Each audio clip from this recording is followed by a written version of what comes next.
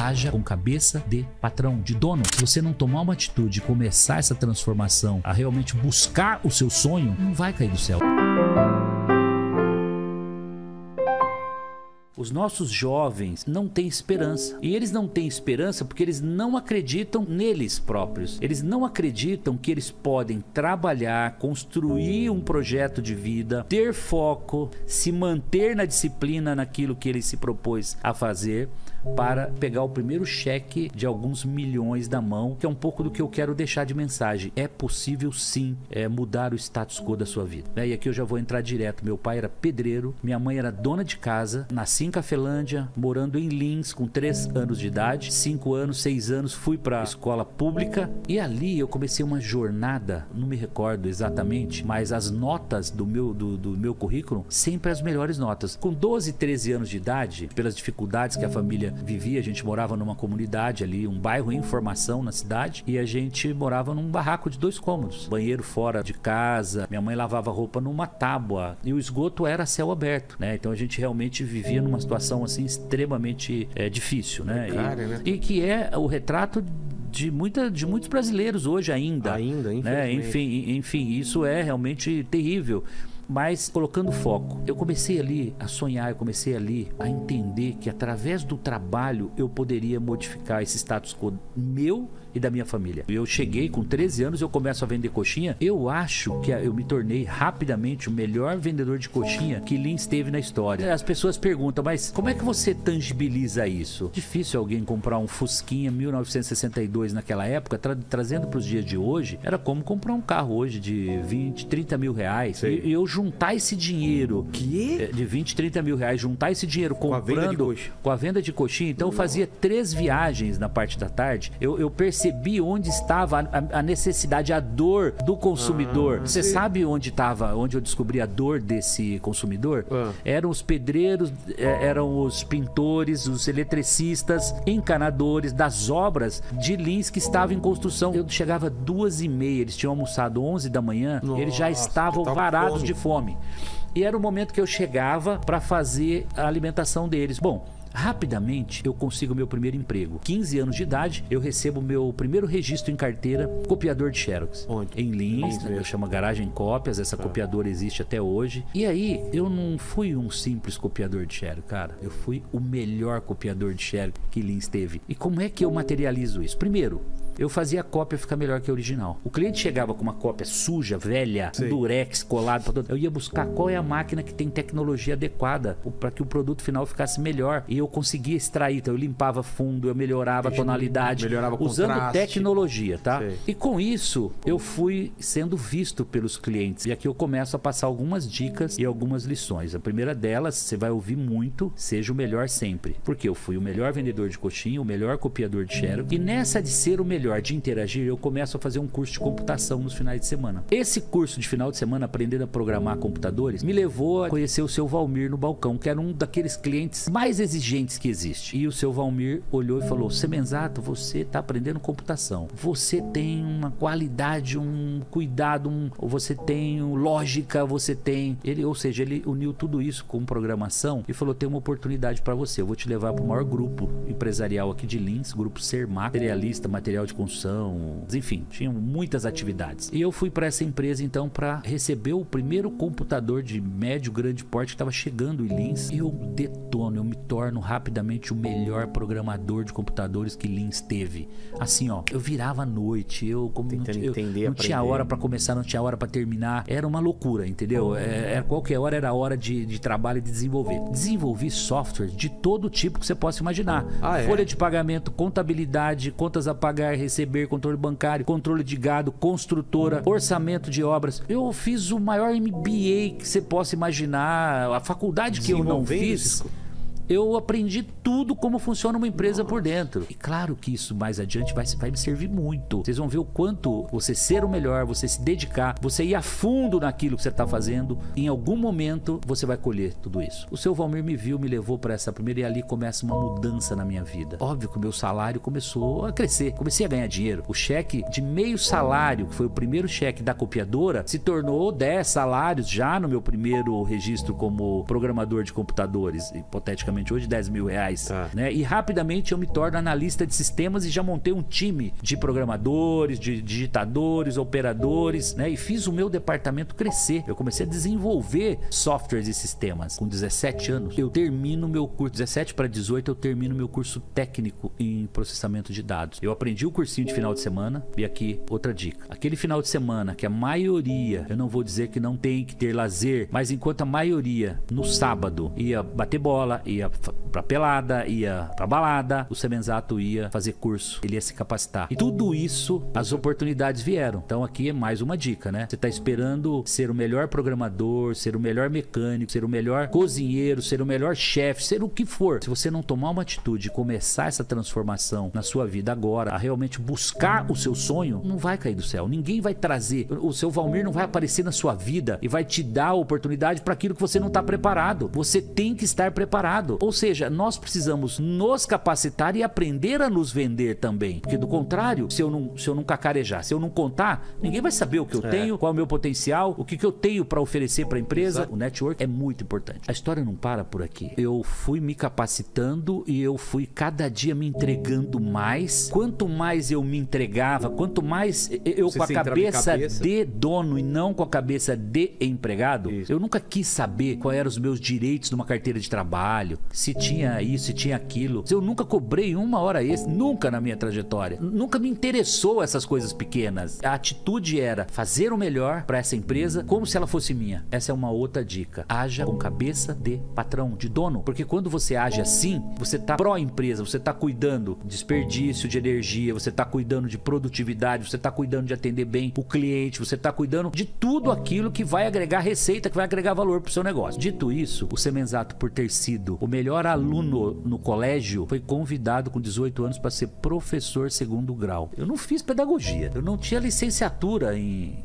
pedagogia, pelo menos, para ser um professor, mas eu tinha a escola da vida, eu tinha competência técnica. Tendo sido, Vilela, o melhor aluno, eu fui convidado então para ser professor segundo grau. Claro que eu chegaria com 23 anos de idade, como foi o caso, derramando informação, conhecendo como funcionava uma empresa por dentro, tendo desenvolvido software, me relacionando com NN alunos. Eu lecionava das 7 às 11 todos os dias, de segunda a sexta. E sábado e domingo eu dava aula particular ainda, durante o dia todo, programador e analista de sistemas. 7 da noite, 19 horas às 23 horas, colégio Instituto Americano de Lins, todos os dias de segunda a sexta. Sábado e domingo eu ia pra padaria do meu sogro lá em Lins, que tinha um Cobrinha 210, que era um computadorzinho que compramos lá para desenvolver software, e eu ia lá dar aula particular sábado e domingo. Então era uma rotina de domingo a domingo intensamente, assim, vivendo aquilo explosivamente. Bom, frutos, rapidamente o melhor salário que Lins teve, rapidamente reconhecimento profissional, prêmios. E ainda morando com os pais? Ou não, eu me casei com 21 anos, cara. Me casei em 90, já morando na minha casa própria, com um Monza SLE 0 estacionado na garagem. Essas conquistas, na verdade,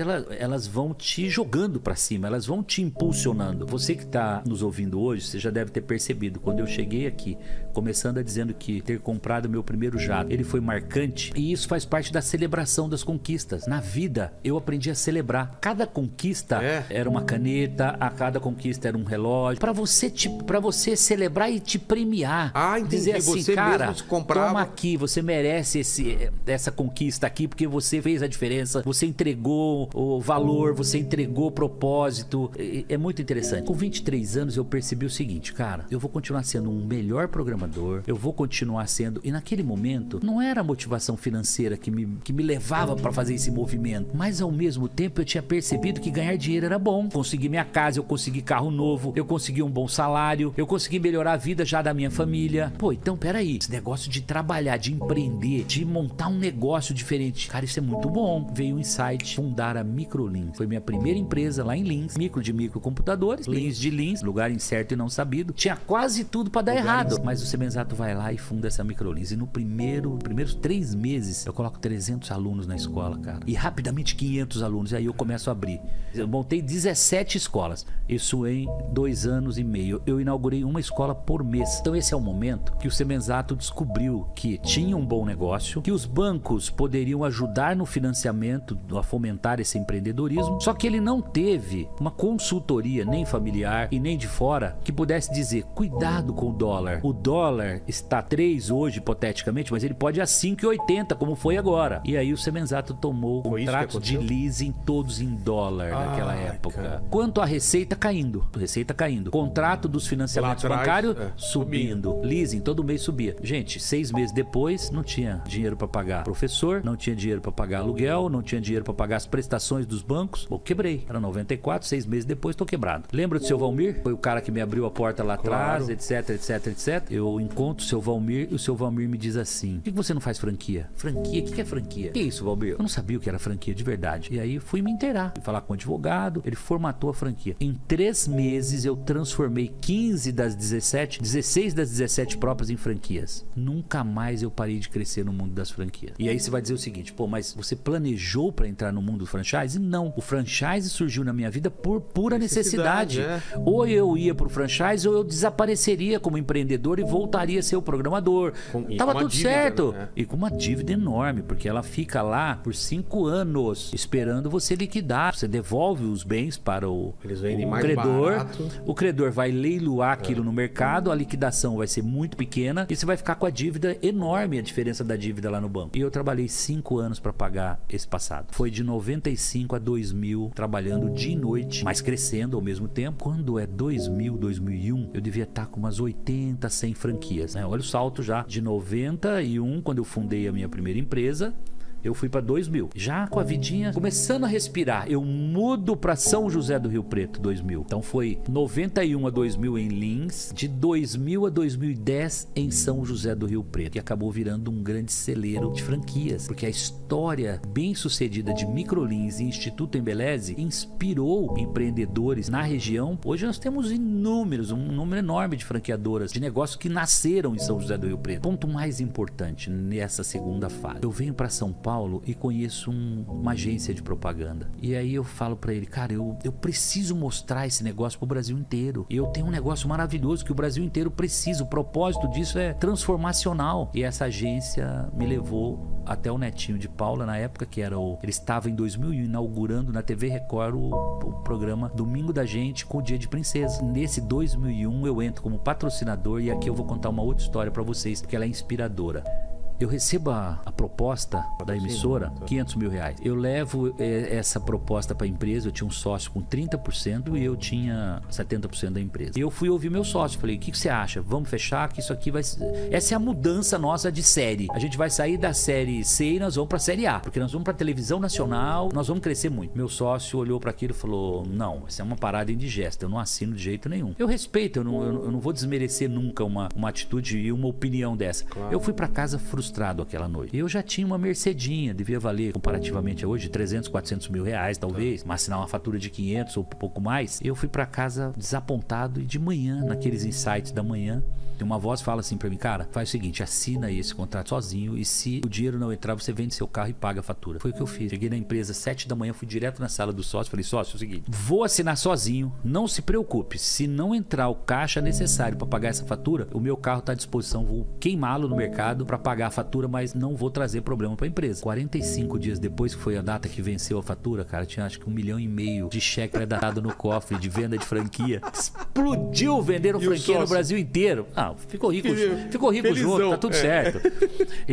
Então, aqui é ousadia, mas é uma ousadia com uma certa com um certo pé no chão. Não é aquela coisa do eu vou saltar sem paraquedas, né? Eu fui agressivo, mas ao mesmo tempo deixei um lastrozinho. Já não tava lá na época que não tinha um passarinho para dar água do dólar, que a hora que veio o dólar dispara, não tinha patrimônio, não tinha reserva, não tinha nada aqui para dar. O colchão não existia. Aqui não, tinha o carrinho aqui, a Mercedinha que podia vender para poder pagar. Graças a Deus deu certo, nunca mais eu saí da televisão. Então, mensagem, né? Quem não se mostra, não é visto. não é lembrado. Isso para mim foi um mantra para minha vida aqui. A comunicação, você poder, você divulgar, você mostrar os seus produtos e serviços fazem toda a diferença. E então, desde os tempos da coxinha até o momento que eu começo realmente a me mostrar como empreendedor, fazendo diferente. Deu 2010, eu vendo a Microlins em 2010, junho de 2010, com 43 anos de idade, 19 anos de empresa, fundei em 91, vendi em 2010. 19 anos. E coloco aí entre 80 e 100 milhões de reais no bolso líquido, depois de pagar a parte de sócio, pagar o imposto de ganho de capital, pagar qualquer dívida e qualquer coisa que tivesse, e sobrou esse valor. Então, com 43 anos de idade, em 2010, eu olho para tudo isso e falo, cara, eu venci, sendo melhor, sendo diferente, mas sempre com o propósito na frente, sempre com um produto e um serviço relevante para entregar para as pessoas.